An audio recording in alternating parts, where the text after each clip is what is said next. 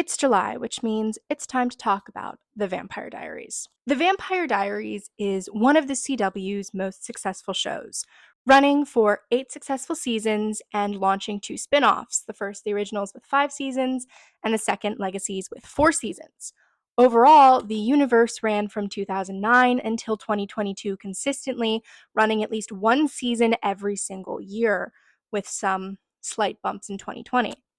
This is, without a doubt, the CW's most successful franchise, aside from the Arrowverse. However, unlike the Arrowverse, which is based off of general DC Comics and mostly takes its own creative path, The Vampire Diaries is, in theory, an adaptation. An adaptation fueled by the Twilight vampire craze of the early 2000s. But why is this interesting?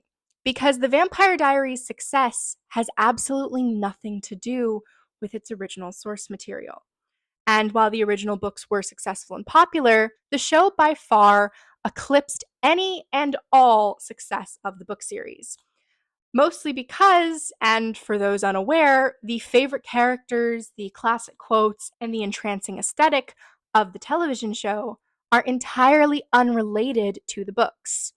I say this as someone currently reading the books, and with absolute certainty. The fan favorite character Klaus Michelson, who was so beloved that it created an entire spin-off of 5 successful seasons, the originals, around his family, is entirely devoid from the source material.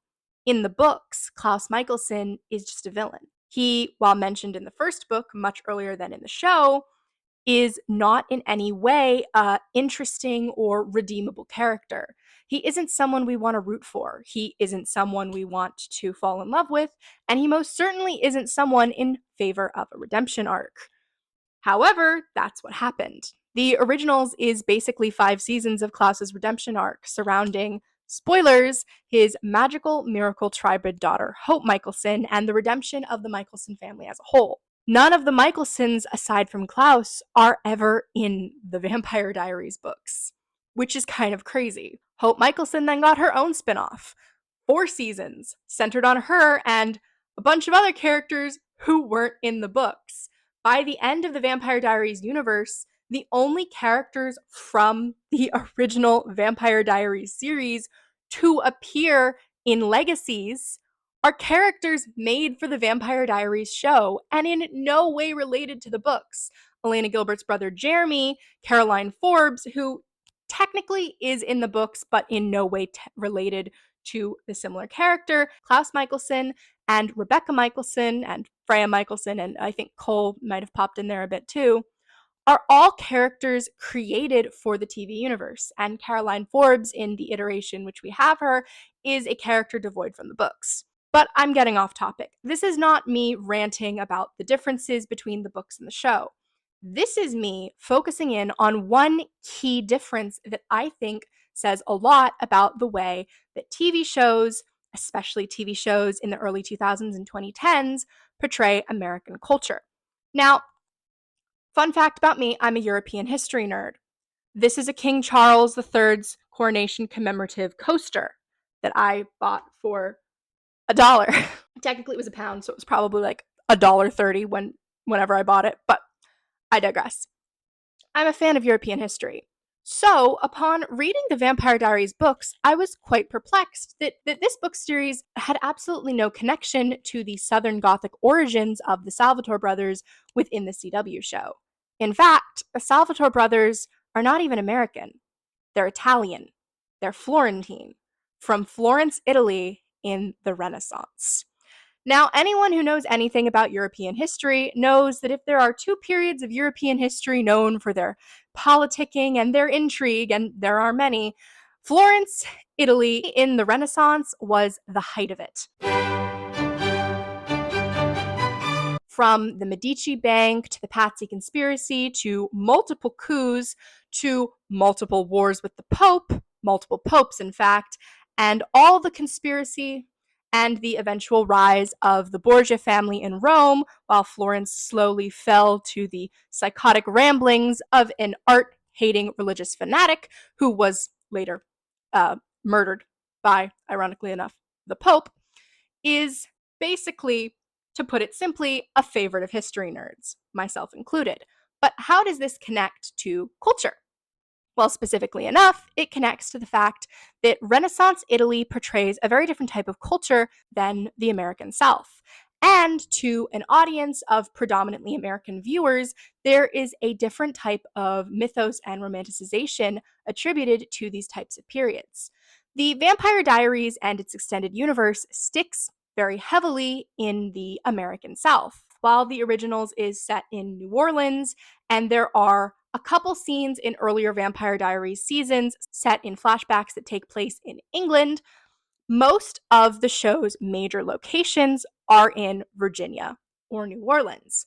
In fact, the only time a character in current time goes somewhere on screen that is not in Virginia or New Orleans is a brief trip to a haunted island in northern Canada and a brief one-day jaunt to New York City that I am entirely certain was filmed in Canada, probably Toronto. This is a CW show after all.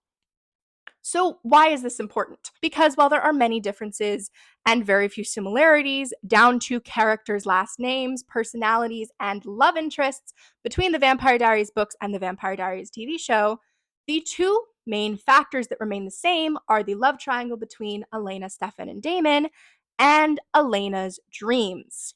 Elena feels an intense connection to Stefan in both the books and the show, to the point in which she does some objectively pretty stupid things in both. Don't worry, I won't go off on a tangent about her season 4 stupidity. That deserves its own video.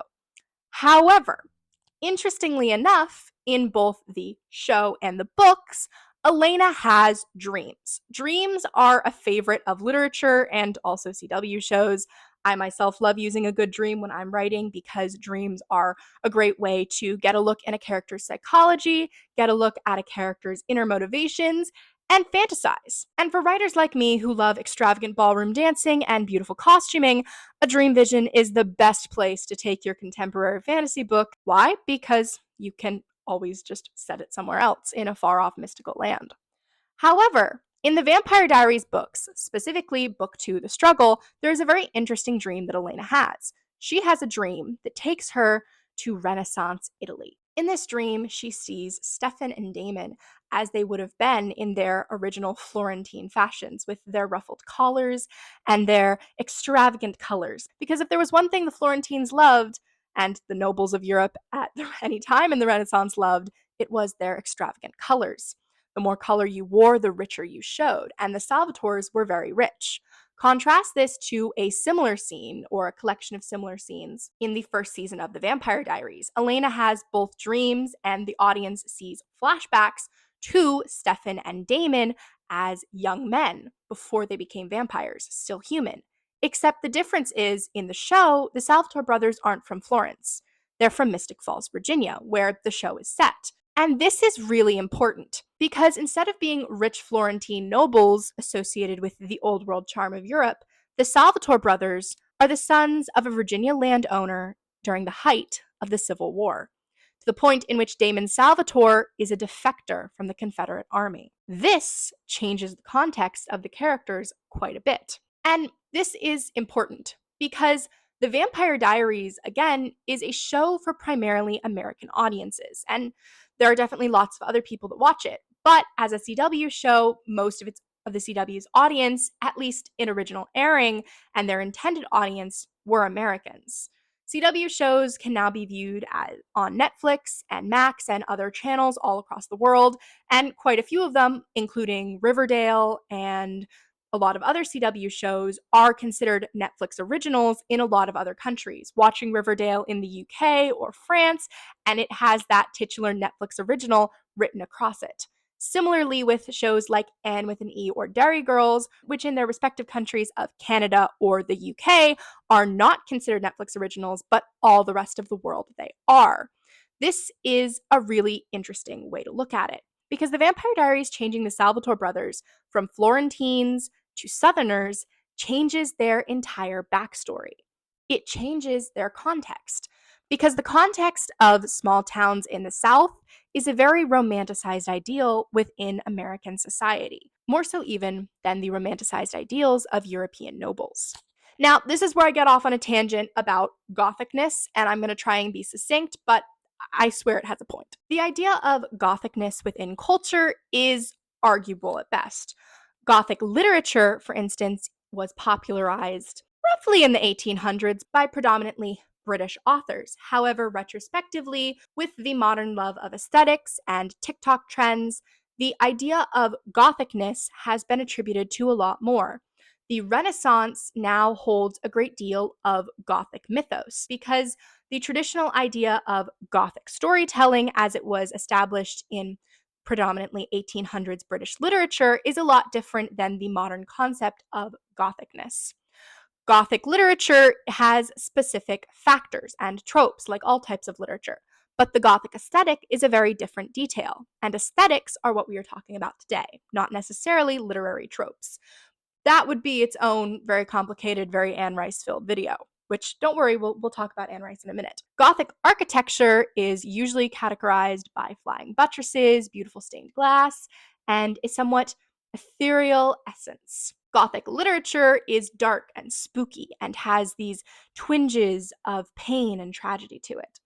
But the idea of Renaissance Gothic versus Southern Gothic, at least as what I'm calling it today for the point of clarity and succinctness and the direct transition between the book and the show, the elements of Gothic literature are not necessary.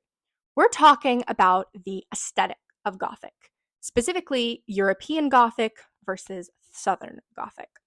And this is a greatly different aesthetic because CW shows, say what you will about them, and there is plenty to say, look good. They always do. They are interesting to look at. They are aesthetically pleasing, whether it be the extravagance of Gossip Girl or the lush mystery of Riverdale. Every CW show has a certain style about it. From the framing devices chosen, to the color grading used, to the clothes that characters wear. CW shows have a beauty to them, an addictive beauty, a beauty that seeps into your brain and makes you want to keep watching. It's why a lot of CW shows are really popular early on, even if they suck. Riverdale? Riverdale is not well written. Not a single person will tell you that. But a lot of people made it quite far into Riverdale before they finally went, you know what? I can't do it. Because it was beautiful. Because while Cheryl Blossom may have her issues, the visual of her burning down her family home and the dramatic cliffhanger as she and her mother creepily point towards the warehouse of her home where her father had taken his own life to not admit to murdering his own son while the music plays dramatically, that is as beautiful as any Oscar-winning film, at least to the minds of the CW's target audience, the average American teenage to young 20-something to young 30-something woman. But specifically in terms of the aesthetic of the Vampire Diaries, the difference between the books and the show are immense. The Vampire Diaries books are not rooted in aesthetics. In fact, from a writing style, they are not particularly detailed in terms of the backgrounds or the details. This is an important difference a lot of times in book to screen adaptations. Some books, like the Lightlark series by Alex Astor, do not focus heavily on physical descriptions of the world in terms of castles or backgrounds or the emotion of a scene. Whereas Cassandra Clare will describe everything up to and including the food on the table that not a single person will touch, a la George R.R. Martin. This is the difference between writing styles. And L.J. Smith, who wrote the Vampire Diaries writing style, is more focused on dialogue and action than on description. Whereas the Vampire Diaries has quite a few long zoom out shots and a large focus on the aesthetic nature of the setting. There are many scenes that are just the beauty of this ethereal, supernatural Gothic setting. And that presents a Southern Gothic aesthetic for the viewer. The viewer is not viewing this show in the same way the reader is viewing the book. A similar phenomenon happens with The Secret Circle, another L.J. Smith adaptation, which only sort of lasted, and ironically enough, one of its main actresses, Phoebe Tonkin, would then go on to be a main star of the originals. See the CW recycling actors as it always does. This is why I think the change from making the Salvatores Florentine to Southern is so abrupt. Because it's not just a change in their backstory, it's not just a change in their morality, it's a change in the tone and the portrayal of the show. The Vampire Diaries as a book is a lot more focused on European mythology. Bonnie Bennett in the books, whose last name is a Scottish last name that I'm not entirely certain how to pronounce and won't try, is descendant of Druids. She talks about visiting her relatives in Scotland. She has a connection to European magic and folklore. In the Vampire Diaries show, Bonnie Bennett is a witch. She has a connection to Salem. But as the backstory evolves, we learn that Bonnie is descendant of Ayanna, a witch who lived in Mystic Falls 1,000 years prior with the Michelson family. Bonnie is inherently an American centric witch. All connections to the European ideals and associations with witchcraft, mythology, prophecy, etc., are devoid from her character. This is a conscious choice, the same way the Salvatore brothers becoming Southerners is a conscious choice. It is a choice to detach the original focus on European influences and turn them into a generic American influence. And I'm not saying that's a bad thing. I'm not saying that fantasy can only be rooted in Europe. In fact, I think it is a benefit to the show. It allows the show to further expand on its world building and create a lot of interesting twists and turns. However, it is interesting from the perspective of how American culture and American mythology is portrayed. And don't worry, I'm not going to go off on a lot of tangents. We're not discussing the Civil War or the Revolutionary War or the War of 1812 or any other war. We're discussing specifically how television influences the perspective of old America. And I mean this very specifically because there is a inherent difference between old America, mostly the original 13 states and a couple other adjacent states, usually in the South, and new America, the rest of the country, Louisiana Purchase, and Manifest Destiny, in terms of the way media portrays it, specifically modern media, 2000s, 2010s media. And that is fascinating to me because here's the thing. I am not in any way going to put my opinions onto this portrayal. However, I am going to question why we portray certain periods as we do, and specifically how certain locations can be associated with certain timelines. That is something that Europe does not inherently have, and I think it's really interesting. Renaissance Italy is usually associated with Florence, as in the books, and Scotland is often associated with witches. But there is no inherent association between a specific location in Europe and a specific time period. There are important events that happen everywhere in every time period, just as there are in America. But in American media, predominantly for American viewers, there are a lot of inherent associations. And one of these is the Southern Gothic Association of the Vampire Diaries. The Vampire Diaries is set in the small Virginia town of Mystic Falls, and in the mythos and romanticization of Virginia within American culture as a whole, this makes total sense. Virginia is a place of small towns with sheriffs instead of police chiefs, with secrets, with a history of Civil War drama. This is shown in a lot of different media, including the film Beautiful Creatures, another example of that Twilight-like craze of the late 2000s and early 2010s. It has a painful similarity to the Vampire Diaries in the way the town is portrayed, except one key distinction. The Vampire Diaries romanticizes this type of town, while Beautiful Creatures demonizes it. Beautiful Creatures' main character portrays this town as a sort of torture. He hates living there. He wants to escape. He wants to leave this town of regression. He wants to go somewhere new, somewhere not stuck in the Civil War or the Revolutionary War, somewhere that changes. The Vampire Diaries, in contrast, doesn't care that Mystic Falls never changes, because Mystic Falls changes all the time. It sticks in that American history, it sticks in that romantic culture. There are decade dances consistently throughout the show's run. There's the Miss Mystic competition, which is basically a nepotism competition. There is a town council of the rich families who've been there for centuries. There is a reenactment float in the final episode of season 1 where everyone is dressed as if you are from the Civil War period.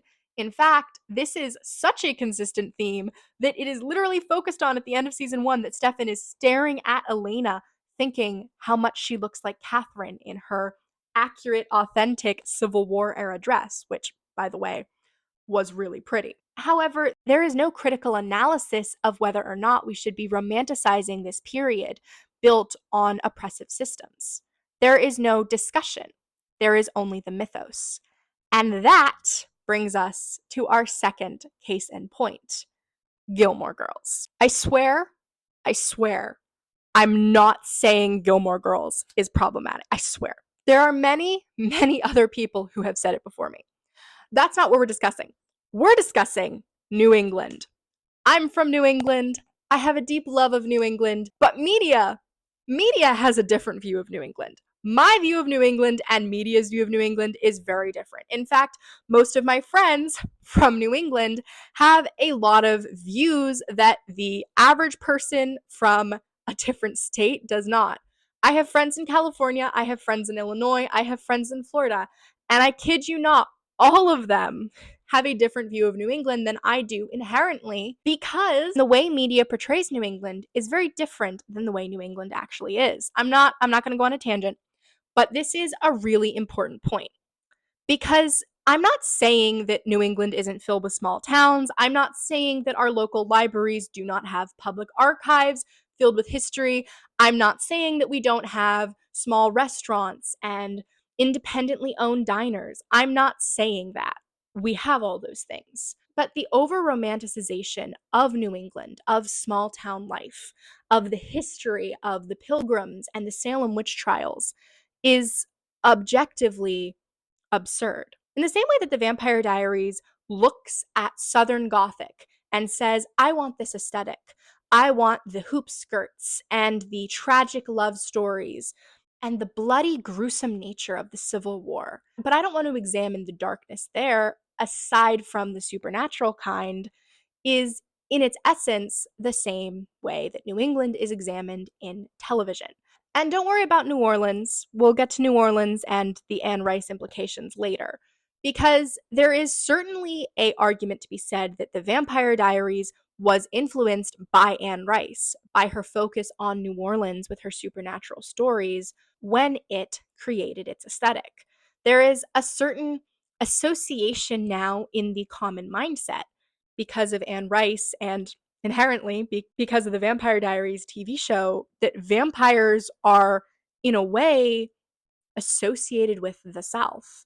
And there's actually a really interesting video about this by Princess Weeks that I love, that I highly recommend if anyone's more interested on this association with the Confederacy and the South and vampires. But I'm not focused on the supernatural element today. I'm focused purely on the romanticization and aestheticization of specific areas based on this American mythos. As I said, I'm from New England, and if there's one thing that New Englanders romanticize above all else, and it's not just us, it's the Kennedy family. I was watching We Were Liars earlier today, and while they aren't inherently a Kennedy copy, the Kennedy coding is there. The American royal family, perfect but hiding scandals, with their own private compound off the coast of Cape Cod. It's basically a Kennedy allegory. And this is one of those associations with New England. But Gilmore Girls goes a step further than all the media that likes to riff off this myth of the Kennedys. By this point, most of America no longer romanticizes the Kennedys. And, well, if they do, they try to pretend they aren't actually doing it. But Gilmore Girls? Gilmore Girls takes the idea of a New England town and it blows it to the extreme. There's a small town diner. There's a boutique hotel. There is an Ivy League essence, an academic feel, a constant sense of fall. Gilmore Girls is not the only piece of media that takes this view of a small New England town and warps it, but it is one of the most impactful. However, that is specifically New England. I'm not just talking about New England, I'm talking about Massachusetts. And Massachusetts is a part of New England, but the way media portrays it, Massachusetts is the home of two entertainingly conflicting perspectives. Massachusetts is the home of Boston, and there are quite a few famous filmmakers and actors from Boston who have tried to set things in Boston. Good Will Hunting, for example, focuses heavily on MIT and Boston culture in general, to the point to which the Duckboat Tours of Boston do discuss Good Will Hunting because of how it represents Bostonian culture. However, that is Boston. In most media set in New England, Boston is mentioned. It's the biggest city close to you.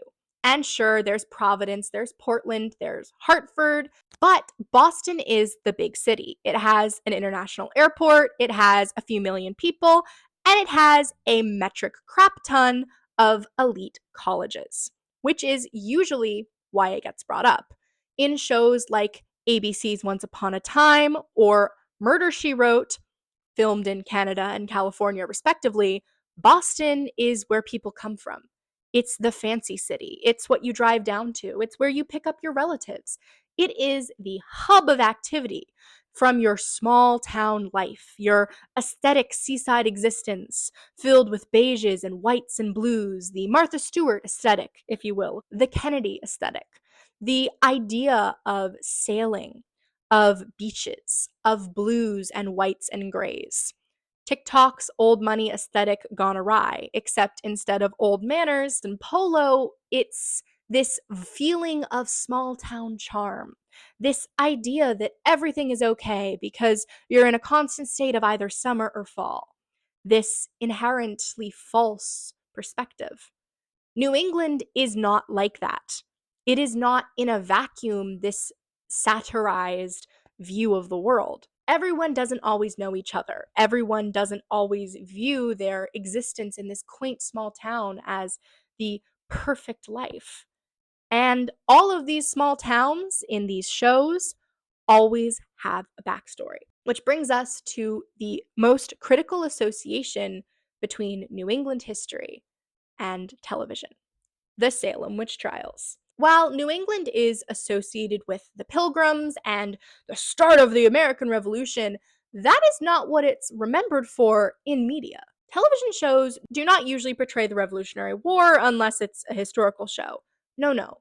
But a television show is quite happy to portray a connection to the Salem witch trials. Oh, the Salem witch trials. I could do a thesis on the Salem witch trials, but I will be succinct for once. Or maybe not. We'll see. Massachusetts and New England as a whole are almost always associated with the Salem witch trials. Even in media, there are jokes made in shows like The Gilmore Girls. There are references, aesthetics made.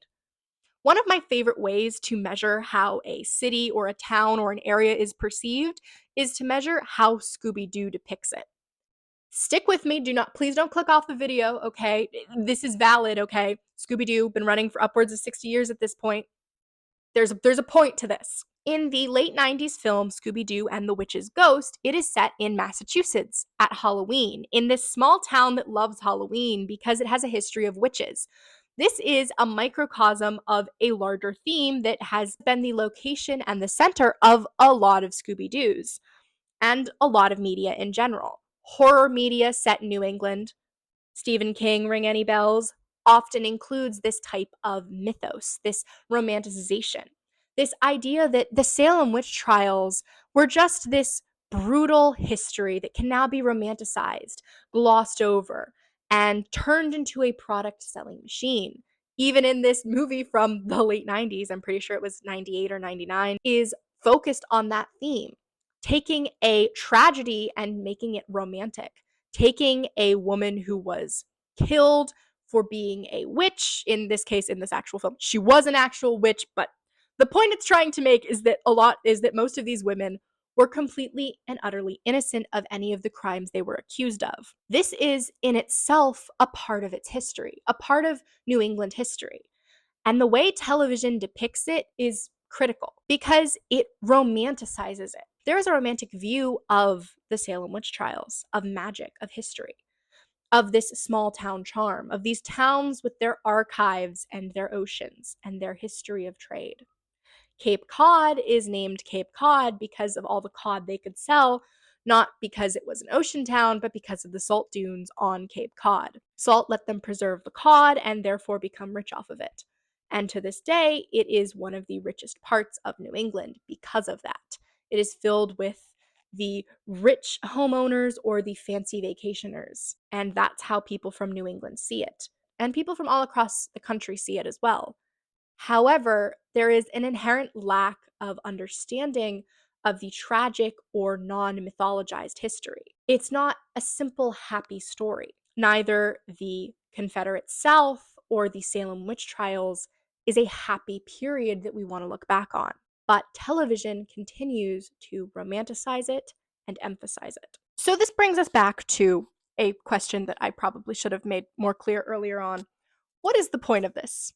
Why am I discussing this with you? Did I simply just go off on a tangent because I'm reading the Vampire Diaries books and I want to talk about it? Yes, but the difference between European Gothic and Southern Gothic, yes, we're coming back to that, is similar to the difference between New England and England, or in general sense, the difference between the New England small town and the Southern small town is a matter of aesthetics. The Southern Gothic small town is filled with a constant harkening back to the Civil War, while a New England small town is filled with the constant harkening back to the Revolutionary War or the Salem witch trials. This is, in its essence, because of the way media portrays something. And I've been focusing on television shows a lot because I think there's an important distinction to be made between the way TV, film, and books influence our perception of a specific culture, place, people, or location. Why? Because we spend a lot more time with a television show, especially a 2000s or 2010s show that you may have watched while it was airing or binge watched later, where seasons were 16 to 22 to sometimes 25 or 26 episodes long and spanned entire years. You didn't just have bingeable 8-episode drops like you get now with shows from Netflix or Amazon Prime. Though I think Prime does do weekly releases now. I'm not certain. Some drop all at once. And this is really important. This reinforces a view of a place far more than a film or a book do. Films are short, they're 2 to 3 hours sitting in a room. And even if you really like that film, before the last 10 or so years, it was a lot more effort to rewatch that film. Streaming services didn't have as many films. You had to get it from the library, you had to rent it, you had to buy the DVD. Films were rewatched far less. Even an 8-episode television show is worth more than 2 films in terms of its runtime, even though we as viewers have this association that somehow films are more influential. And they are to some people. But the average person will gain a different perception of a place based on the way it is portrayed in a show than in a film. Because you have a certain level of understanding when you watch a film how stylized it is. Most people have either learned about movies at a class, have either known someone who is really into movies, or have stumbled across a YouTube video discussing their favorite movie or something of the like. They understand that the director holds a lot of influence over how a film is. They understand just by watching different films or different films by the same director that this has a lot of creative influence, that this director has tried to make this film stylized. There aren't a lot of films that aren't in some way stylized, and our brains can interpret that. But the style of the CW, the style of the WB, of NBC, of ABC, of CBS, of these networks that do not put a lot into the style of their shows after a certain level of coloration or camera angles is not as obviously different to our brain. This is also because we usually watch these shows on a computer or a television. We see them on a smaller screen, whereas a film we see on a big movie screen and therefore associate with being larger than life or different. Literature is also different, but for an entirely different set of reasons.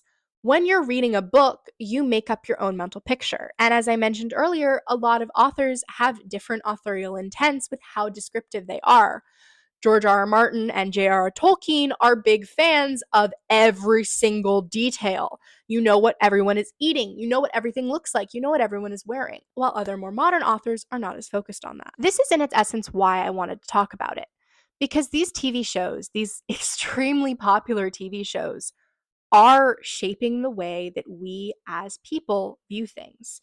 Not only as the Americans that were mostly the intended audience for these shows, but the people from other countries, from Europe, from Asia, from Africa, from South America, from Canada even, who watch these shows later. And this isn't an argument to be said that, oh, America is better than, I'm not making that argument. The argument I am making is that I think American culture, specifically the way it mythologizes and romanticizes its own history, oftentimes when that history is either horrible, tragic, or all of the above in graphic or brutal ways, and turns very simply these times that should not be romanticized into the settings of dramatic, magical, or supernatural phenomena, is important to be discussed. I love The Vampire Diaries, but when I watched it for the first time, I had already taken multiple classes on the Civil War. I understood the importance of not romanticizing that particular element. Not everyone did. I took a lot more history classes in high school and middle school than the average American, and I understand that. I'm a history nerd. I like learning about it. But someone who doesn't know about history, who doesn't understand the importance of understanding how media portrays history, will underestimate the influence of a specific vibe, a specific aesthetic being associated with history. Because that's the thing. People associate aesthetics with locations, with colors, with buildings. And that is history. The clothes someone wears, the money they have, the way architecture is portrayed is history. And that, my friends, brings us to our final two examples. I'll be quick-ish. Stranger Things. I am totally not putting this in here to advertise that I may or may not be doing a recap of Stranger Things in a couple weeks that I'm working on right now. I am doing that. Stranger Things is set in a romanticized, nostalgia-heavy view of America, but it is not focused on a specific location in the same way that The Vampire Diaries or Gilmore Girls is.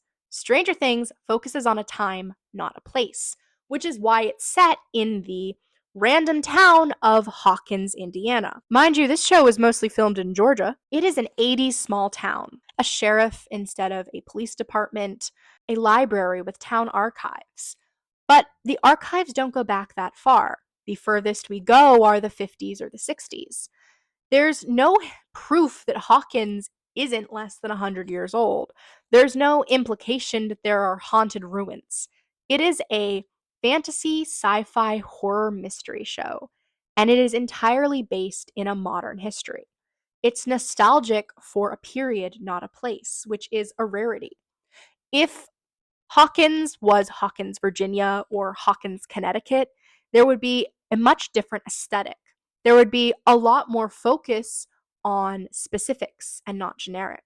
Hawkins is a generic American town with a generic mall in season 3, a generic high school, a generic forest, a collection of generic stereotypes for side characters. It is supposed to invoke a time period, not a place. The aesthetic is 80s, not Virginia. The Vampire Diaries aesthetic is Southern Gothic, which evokes a lot of details, but it is a timelessness, similar to the Gilmore Girls, a timeless aesthetic. That is the difference of perception. That is the difference in the way a show is portraying a aesthetic or a location. The aesthetics of Murder, She Wrote, and Gilmore Girls made 20 years apart, and the aesthetics of Gilmore Girls and Ginny and Georgia, again made 20 years apart, are all far more connected to each other than any of the aesthetics in Stranger Things. In fact, Murder, She Wrote, which was again from the 80s, is much less connected with a generic idea of the 80s than it is with the idea of a small New England town. Because that is the difference between discussing a period and a place. And when you have timeless aesthetics like the Southern Gothic, which again has a lot of influences from people like Anne Rice and more modern aestheticization, and the romantic notion of New England, you get a much different experience. Stranger Things would be a lot different if it was set in Hawkins, Virginia or Hawkins, Connecticut. And that is the importance of aesthetic. That is the importance of the perception of a place. We as a society, as Americans overall, have different perceptions of the East, the Midwest, the South, or the West. There's an association of surfing with California, with the Civil War with the South, with the Revolutionary War with the East, and there is an association with the general Americanness of the Midwest. And this is because of TV shows, because of media, because of the way these areas are portrayed. And I'm not saying that these are all entirely false. I'm not saying that there are not towns in Virginia with archives and that there are not towns in New England with beautiful foliage and a lot of hopeful Ivy League students. These are facts, these are things that exist. But by boiling down locations to only the romantic side of these facts, to take out the modern conception, to try and turn all New England towns into this timeless ideal, to turn all Southern towns into this timeless Southern Gothic ideal within popular shows that run for 5, 6, 7, 8, 9, 10 odd years, influences a generation. It influences multiple generations. Millennials watched The Vampire Diaries when it came out, and Gen Z, like myself, watched it on streaming 10 to 15 years later. And all of us were influenced by its perception, more so than I'd say the books ever did. The conscious change to switch from Renaissance Italy to the Civil War not only changed the characters and the location, but the impact, the association. The Vampire Diaries is associated with the South, the originals with New Orleans. They are associated with this mystical idea. New Orleans has a lot of that, and I could do an entire video just on that, from Anne Rice to the originals to the Librarian films. New Orleans has a association, and some of it is an association that New Orleans likes.